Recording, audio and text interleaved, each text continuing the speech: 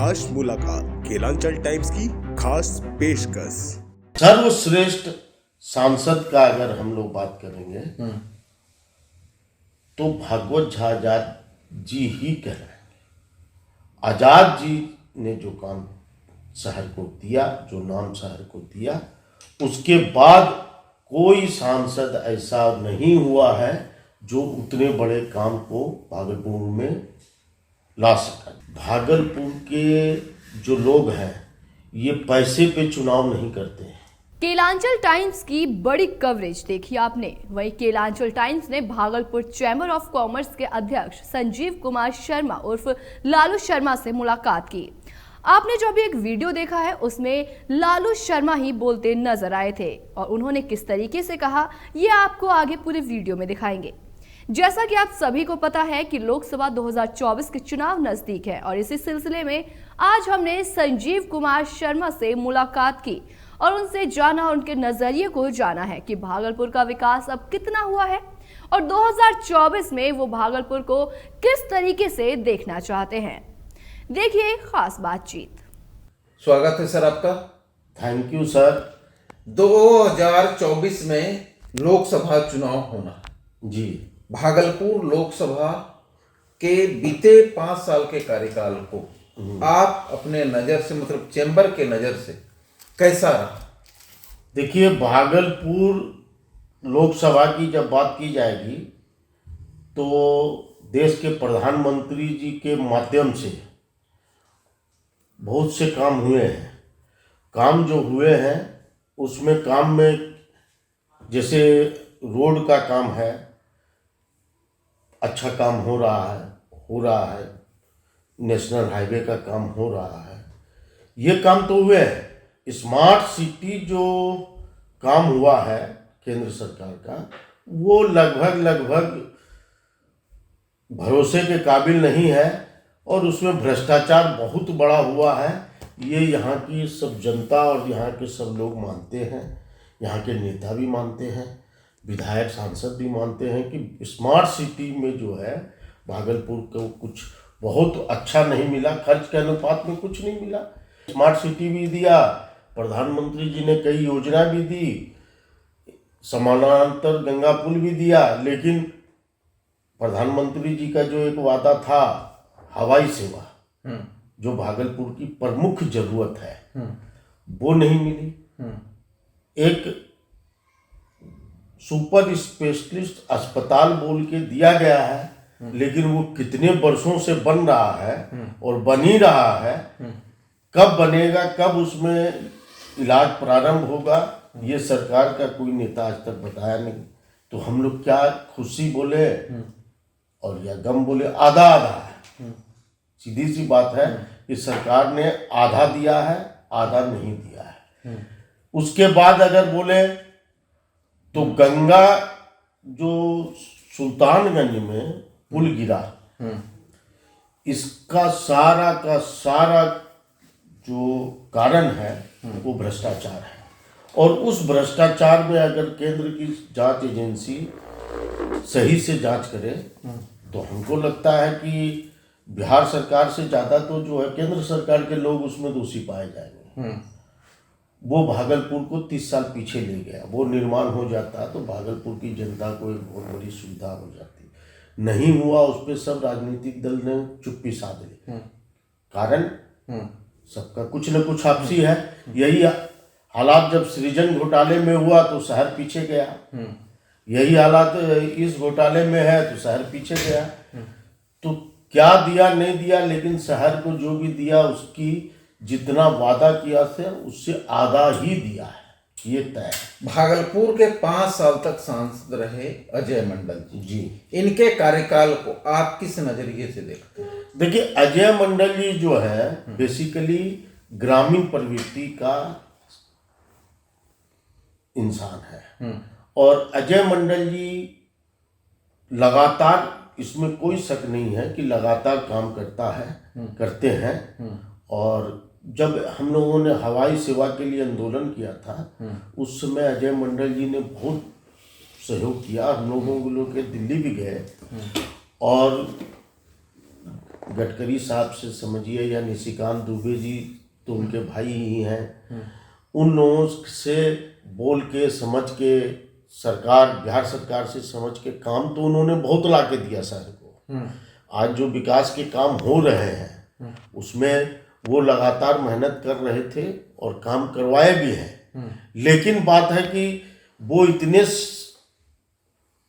साधारण परिवेश के हैं कि वो अफसरशाही को नहीं संभाल पा रहे हैं। और अफसरशाही जो है वो पता नहीं क्या कारण है जो यहाँ के सही विकास को होने नहीं दे रही।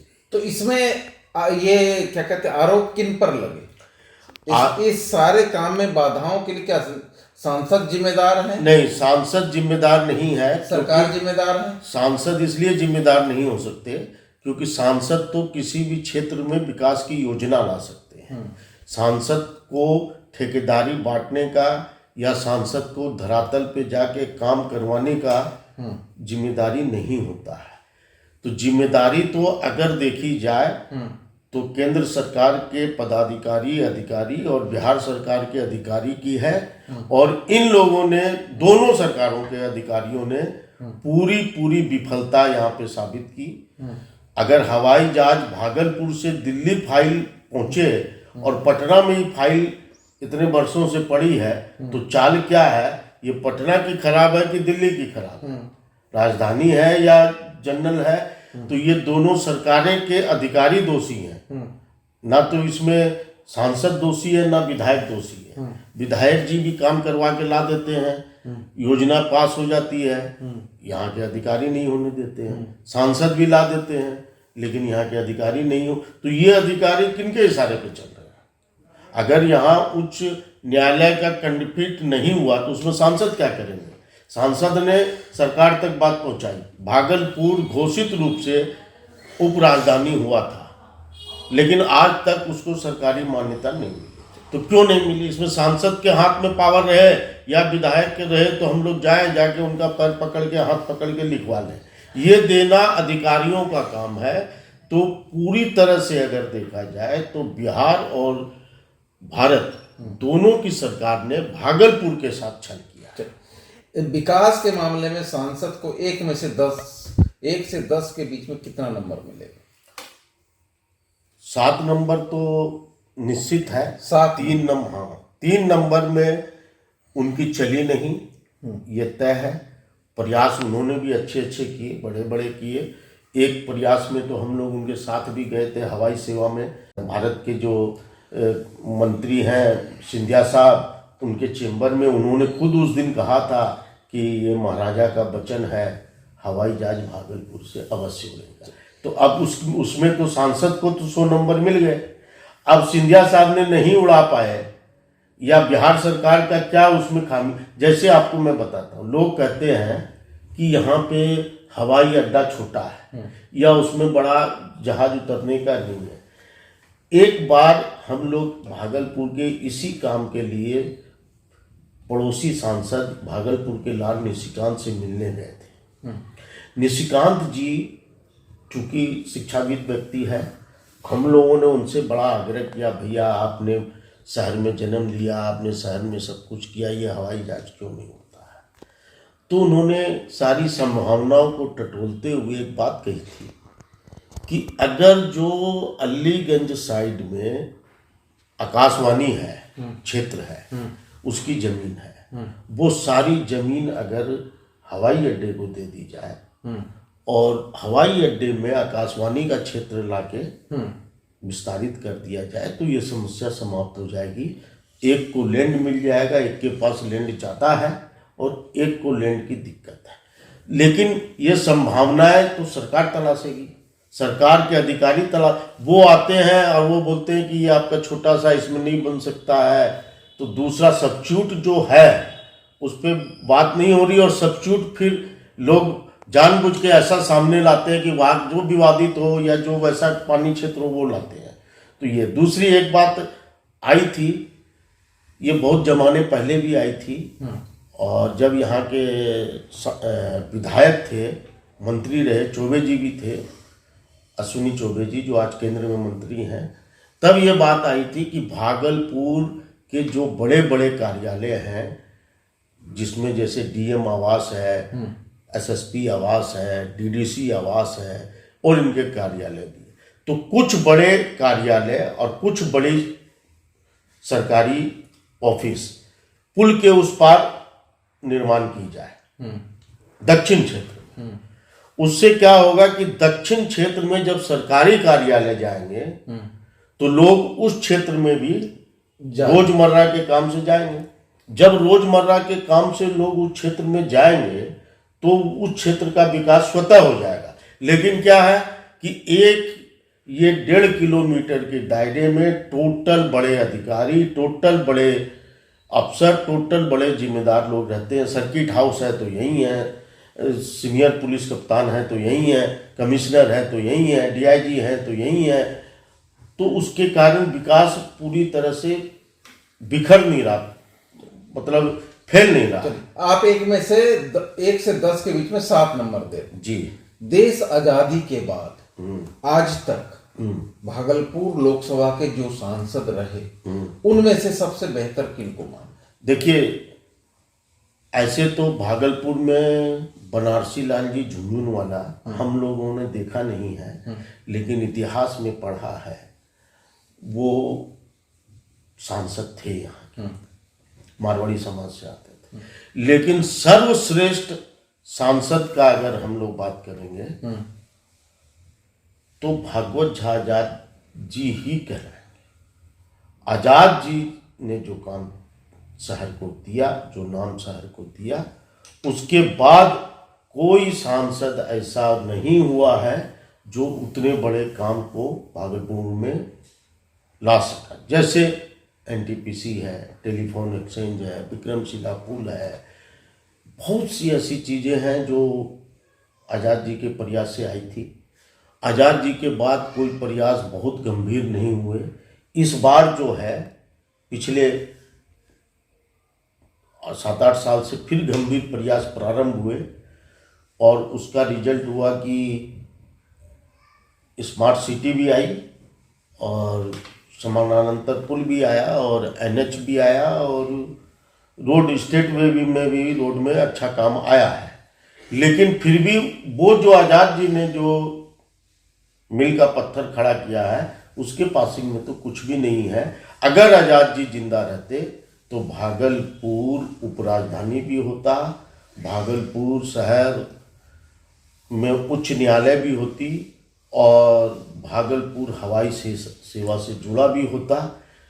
आज़ाद जी जैसा कोई नेता फिर पैदा ले ले अगर, तभी कुछ हो सकता है। क्योंकि यहाँ के देखिए जो जिम्मेदार बनते हैं, पता नहीं आपसी रंजिश है, जो भी बनते हैं वो इतने ज़्यादा अहंकारी हो जाते हैं, इतने ज़्यादा जो आप वो राजनीति में उलझ जाते हैं, एक दूसरे को उत्साह मात देने के चक्कर में कि आवाम का भला करने में उन लोगों के पास समय नहीं बचता है।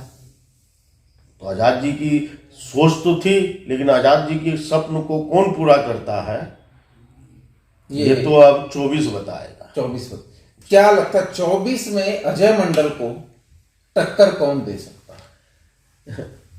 देखिए ये तो राजनीतिक बात है, हम लोग राजनीति आपके नजरिए से टक्कर कौन दे सकता है? नहीं, नजरिया इसमें कुछ भी नहीं है, क्योंकि ये पूरी तरह से राजनीतिक बात है और हम लोग चेंबर के लोग जो है वो राजनीति से थोड़े दूर रहते हैं। अजय मंडल हो या फिर जो भी लोग आएंगे, भागलपुर का विकास अगर सही मायने में करना होगा तो एक बात केंद्र सरकार को सोचनी चाहिए, बिहार सरकार को भी सोचनी चाहिए। मुखिया नीतीश जी का बहुत व्यक्तिगत लगाव है भागलपुर से। नीतीश जी ने भागलपुर बराबर कुछ न कुछ दिया है। पता नहीं किस कारण से नीतीश जी नाराज हैं या नीतीश जी हम लोगों को क्यों नहीं ये कर रहे हैं कि भागलपुर की जो मूलभूत आवश्यकता है वो कोसों दूर नजर आ रही है, जबकि एकदम पास है। तो नीतीश कुमार जी और लालू यादव जी या फिर केंद्र में बैठे मोदी जी, ये लोग अगर आपसी लड़ाई को भूल के कोई बात करेंगे तब तो भागलपुर का कल्याण होगा। नहीं तो भागलपुर इतना बड़ा जो क्षेत्र है, ये अंग बंग की धरती है, यहाँ साहित्य की भूमि है, सूफी संतों की भूमि है। यहाँ पे राजनीति के तहत कोई भी काम करने में वो काम फेल हो जाता है। यहाँ के लिए कुछ अलग ही भारत सरकार को, राज्य सरकार को सोचना होगा जी। इसके साथ साथ देखिए, भागलपुर संवेदनशील शहर है। भागलपुर के जो लोग हैं ये पैसे पे चुनाव नहीं करते हैं।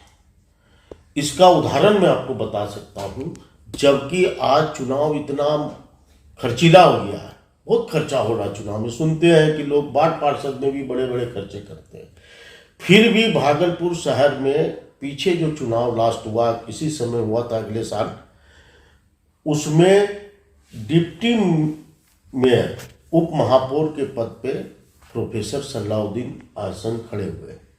लोगों ने, हम लोगों ने, सब ने जाति धर्म कुछ नहीं माना, और प्रोफेसर साहब को हमको लगता है कि हजारों में कुछ खर्चा हुआ होगा तो हुआ होगा, 10-20 हज़ार 50 हज़ार रुपया अगर खर्चा हुआ होगा तो हुआ होगा उनका। बिना प्रचार प्रसार के, बिना कुछ के सारे शहर ने वोट दिया और उप महापौर बना के बैठा दिया। तो ये भागलपुर शहर ही कर सकता है। यहाँ के लोग जब शहर की बात पे आते हैं तो न धर्म देखते हैं न राजनीति देखते हैं, परंतु यहाँ क्या है कि ये संवेदनशील है। तो राजनेता लोग यहाँ हर बड़े पर्व होता है, जब बड़े त्यौहार होते हैं, धार्मिक आयोजन होते हैं, तो उसकी आड़ में कुछ न कुछ दुर्भावना फैलाने का प्रयास भी करते हैं, जिसके कारण हम लोग जो व्यवसायी वर्ग है भागलपुर का, वो भय में आ जाता है। जैसे ही परसों तरसों ही हम लोग पढ़ रहे थे कि वहाँ कोई मूर्ति पे कोई क्या बात है, तो कोई वहाँ बोलता है यहाँ अशांति है, तो ऐसे ही दुर्गा पूजा में कुछ हुआ, तो ऐसे ही विशेरी पूजा में कुछ हुआ। तो ये सब बातें यहाँ पे अपराधी चरित्र के लोग हमेशा से फैलाते आए हैं, और जिसके कारण अपराध जो है इस क्षेत्र का बढ़ा। अपराध बढ़ने से जो है विकास भी रुका हुआ, लोग भयभीत हैं। लोग ये देख रहे हैं कि अगर इसी तरह से अपराध बढ़ जाएगा, अपराधियों का मनोबल बढ़ जाएगा, तो फिर हम लोग क्या करेंगे। तो लोग अभी सहमे हैं थोड़े से, तो इन्वेस्ट करने में या व्यापार को खूब ज़्यादा बढ़ाने में लोगों का रुझान कम है। इसके लिए दोनों ही सरकार सोचे। ये केंद्र सरकार की जिम्मेदारी भी नहीं है, लॉ एंड ऑर्डर बिहार सरकार की जिम्मेदारी है। और लॉ एंड ऑर्डर में भागलपुर के जो पुलिस कप्तान हैं आनंद बाबू, आनंद जी का बहुत बढ़िया रोल चल रहा है। वो लगातार प्रयास भी कर रहे हैं, लेकिन फिर भी शराब माफिया, ड्रग माफिया, इस तरह के जो माफिया, इसमें इतना पैसा है कि वो लोग किसी न किसी रूप में समाज का, परिवार का आड़ लेके, संरक्षण लेके अवैध कारोबार को छोड़ नहीं रहे। भू माफिया से ये शहर त्रस्त हो गया। भागलपुर का 51 वार्ड है, 51 वार्ड में भू माफिया का कब्जा है। नगर सत्ता जो चल रही है वो भू माफियाओं के इशारे पे चल रही है, इसमें कोई दो राय नहीं है। यहाँ पे जो है बड़े बड़े जो है खेल हो रहे हैं, और वो सारे खेल जो भू माफिया के इशारे पे हो रहे हैं, ये जब बंद होगा, सरकार जब भू माफियाओं पे नकेल कसेगी, तो भागलपुर में दूसरा अपराध का कोई रास्ता ही नहीं है। भागलपुर का अपराध जमीन और जमीन के अवैध कारोबार से ही जुड़ा हुआ है। ऐसे तमाम बड़ी खबरों के लिए देखते रहें केलांचल टाइम्स।